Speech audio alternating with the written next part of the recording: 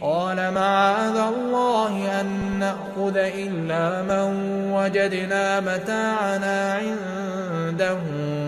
إنا إذا لظالمون فلما استيئسوا منه خلصوا نجيا قال كبيرهم ألم تعلموا أن أباكم قد أخذ عليكم موثقا من الله ومن قبل ما فرطتم في يوسف فلن أبرح الأرض حتى يأذن لي أبي أو يحكم الله لي وهو خير الحاكمين ارجعوا إلى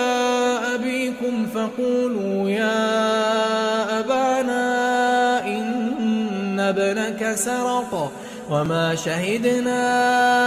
إلا بما علمنا وما كنا للغيب حافظين واسأل القرية التي كنا فيها والعير التي أقبلنا فيها وإنا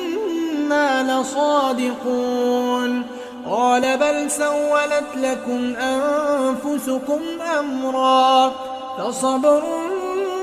جميل عسى الله أن يأتيني بهم جميعا إنه هو العليم الحكيم وتولى عنهم وقال يا أسفا على يوسف وابيضت عيناه من الحزن فهو كظيم قالوا تالله تفتأ تذكر يوسف حتى تكون حرضا أو تكون من الهالكين قال إنما أشكو بثي وحزني إلى الله قال إنما أشكو بثي وحزني إلى الله وأعلم من الله ما لا تعلمون